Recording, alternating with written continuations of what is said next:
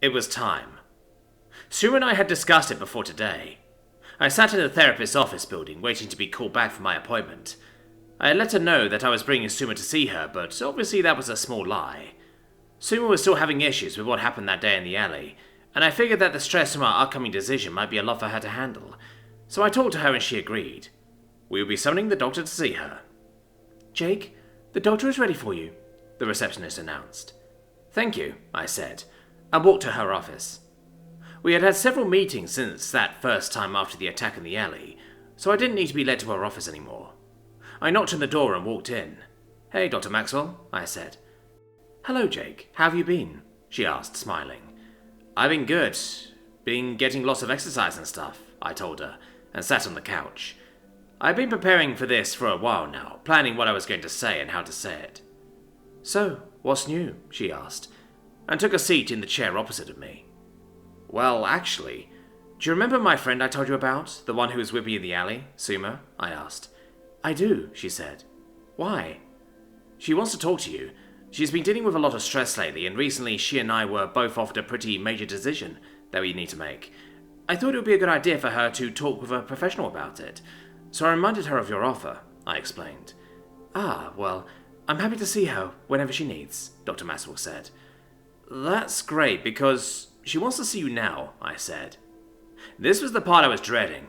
This was the part that would make me look crazy. Like, right now? Is she here? The doctor wondered. In a manner of speaking, yes. I took a deep breath and began my pre-rehearsed speech.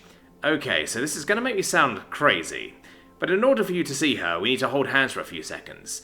Suma is actually a magic user from another world, and she is also a tiny bird person from a race called Nume. In order to get to her, we hold hands. Then I will contact her and she will summon me. Then we will be transported to her world. From there, she will induce a mind link and show you some of her memories, and that will allow you to understand her.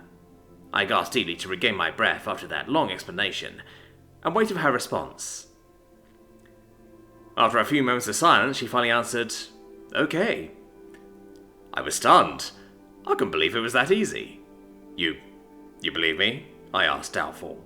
No, but I do believe that letting you try will help break your delusion, and then we can treat the underlying problem. Honestly, I can't believe I didn't realize how precarious your mental state was. So if letting you hold my hand for a moment is what it is going to take for you to start healing, then I am willing to entertain you for a few moments, she said. Honestly, I couldn't blame her, but at least she would let me try. Thank you, I said. Suma, you can summon us now, I announced after I held the doctor's hand. Now, Doc, don't freak out when your arms and legs start to vanish, okay? Oh, I won't, she reassured me. A second later, her feet had already been fully transported, and so had the top of her head.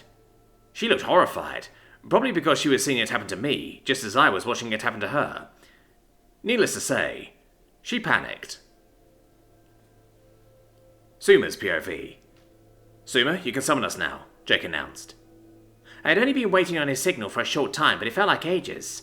I immediately began the summoning, and as soon as it was completed and they arrived, my ears were filled with the sounds of distressed shrieking. I couldn't understand what the person was saying, but they seemed upset. Jake tried hard to calm the woman down, though. I told you what would happen. The woman gave some kind of response. A rather loud one at that. Yes, but you can't say I lied or that I didn't make it clear. There was a moment of silence as the two stared at one another. So, this is Suma, Jake said, gesturing at me. Hello, I greeted. But then remembered she wouldn't be able to understand me either way. I went ahead and started sharing my memories so that we would be able to understand each other. She seemed surprised and began saying something again. I told you, remember? She would share some memories so that you would be able to understand her language. Don't worry, it doesn't hurt, Jake tried to reassure her. It seemed to help, however slightly. Done, I said. I showed her all the way up to just after I was released from the interrogation room. That way she would understand how everything happened. Jake had suggested the idea. That bird talks.